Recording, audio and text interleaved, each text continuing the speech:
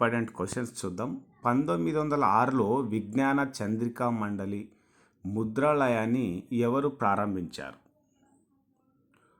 కోమరాజు వెంకట లక్ష్మణరావు ప్రారంభించారు. ఆంధ్ర చారిత్రక పరిశోధన పితామహుడు అనే బిరుదు ఎవరికి ఉంది?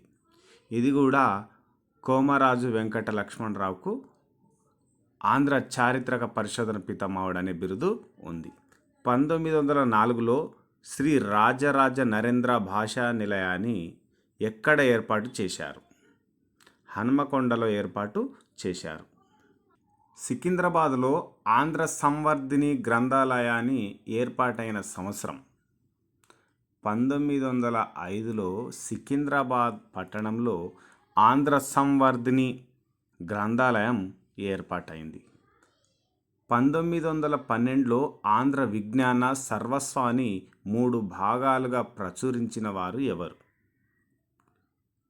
కోమరాజు వెంకట లక్ష్మణరావు. 1912లో సికింద్రాబాద్లో సునీతా బాల సమాజం అనే సంస్థను స్థాపించిన వారెవరు?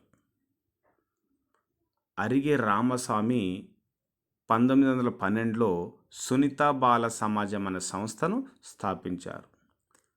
1935లో మహబూబ్ నగర్లో జరిగిన దళిత జాతుల మహాసభకు అధ్యక్షత వహించింది ఎవరు? అరిగే రామస్వామి అధ్యక్షత వహించారు.